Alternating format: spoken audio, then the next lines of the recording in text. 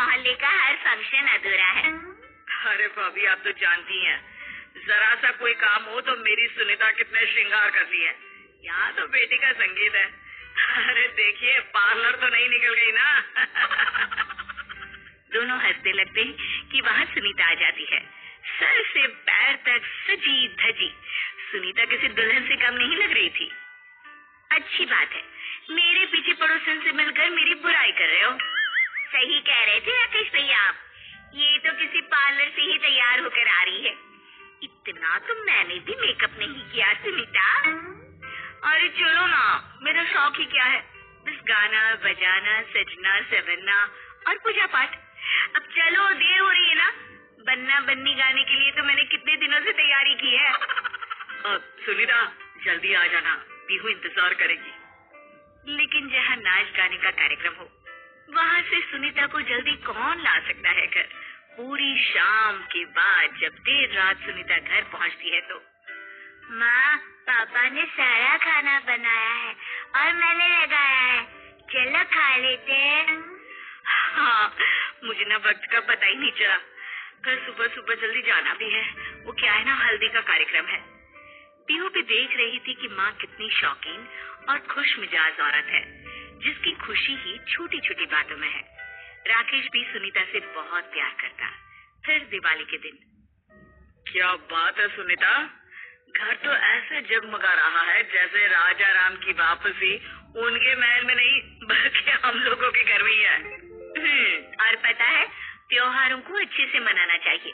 भले ही ज्यादा पैसे खर्च ना करो, लेकिन साफ सफाई और सजावट बहुत जरूरी होती है। बढ़ चढ़कर मनाना चाहिए त्योहारों को। चलिए, आप ये नए कपड़े पहन लीजिए। वाह सुनीता, क्या कॉम्बिनेशन है। मेरा कुर्ता, तुम्हारी साड़ी और पीहू की फ्रॉक, सब लाल। यस, लाल रंग शुभ और खुशी की निशानी है, इसीलिए तो ये मेरा फेवरेट रंग है। सब कुछ ठीक चल रहा था, लेकिन कहते हैं ना, अनहोनी कब आ जाए पता ही नहीं चलता। राकेश अचानक से किसी बीमारी का शिकार होता है और उसकी मृत्यु हो जाती है 1 महीने बाद। माँ कुछ तो खा लो। पापा के जाने के बाद से आपने कुछ भी ठीक से नहीं खाया। पीहू बेटा, मेरी तो सारी खुशी ही पापा से थी। वो नहीं रहे तो मैं भी जी कर क्या करूंगी।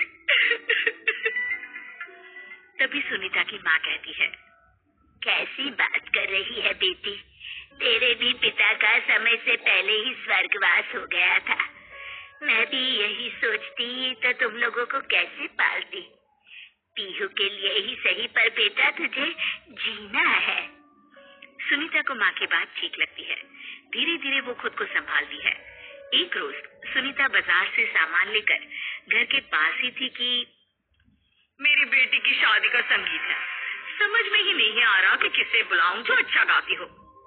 सुनीता को बुला ले, बहुत अच्छा गाना गाती है। कुछ भी बोलती है। अरे पति नहीं है उसका, और तुझे तो पता है ना, बिना पति वाली औरतों को शुभ काम में नहीं बुलाया जाता। सुनीता जब ये बात सुनती है तो घर आकर रोने लगती है। क्या हो गया माँ, कोई बात है क्या? सुनीता बेटी के सामने खुद को संभालती है। नहीं बेटा, वो क्या है ना, अचानक पापा की याद आ गई। सुनीता धीरे धीरे खुद को घर के काम और पीहू की पढ़ाई में बिजी कर लेती है। एक रोज, अरे सुनीता, तेरे भाई की शादी है, लड़की इसी शहर की है।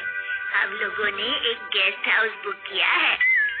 अरे माँ, क्या जरूरत है, ये घर इतना बड़ा तो है। बेटा मुझे तो कोई समस्या नहीं है, पर होने वाली बहू के घर वालों का कहना है कि बेटी विधवा है तो। तभी वहाँ पीहू आ जाती है। वो समझ जाती है कि मामला क्या है। नानी, क्या खाएंगी आप? और कुछ दिन तो रुकेंगी ना हम लोगों के साथ? माँ चलो ना, देखो तुम्हारा फेवरेट सीरियल शुरू हो गया है। मन मार कर सुनीता भाई की शादी के फंक्शन में जाती है, जहाँ पर पंडिताइन कहती है, अरे नहीं नहीं सुनीता बेटिया, तुम भाई को हल्दी नहीं लगा सकती हो, विधवा हो ना। थोड़ी देर बाद, बेटा सुनीता, वहाँ नाच गाना चल रहा है, तो क्या करेगी वहाँ?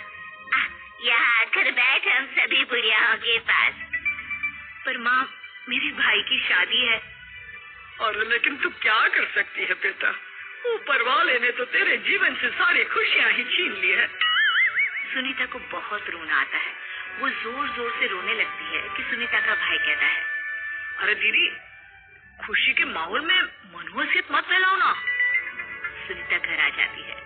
वो अपनी अलमारी खोलकर देखती है तो सारी साड़ियाँ लाल और चटक रंगों की होती है।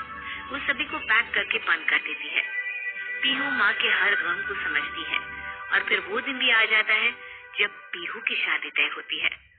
और कौन करेगा पीहू की शादी के सारे रस्म और रिवाज? मैं करूँगी, मेरी भांजी है वो। या फिर पीहू की दुआ कर ले।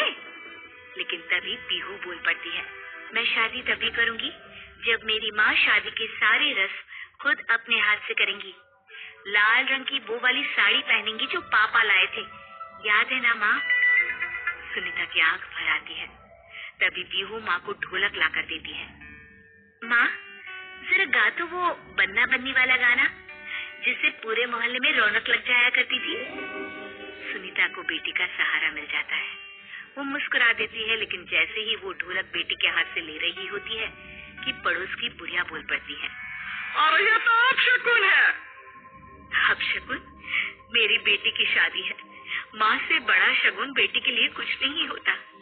और हाँ, ये नहीं है तो क्या हुआ, इनका प्यार और नाम आज भी मेरे साथ है। समाज को बदलना ही होगा। फिर क्या, पीहू की शादी का सारा काम सुनीता बढ़ चढ़कर पूरा करती है और विधवा माँ के हाथ से ही पीहू की विदाई भी होती है।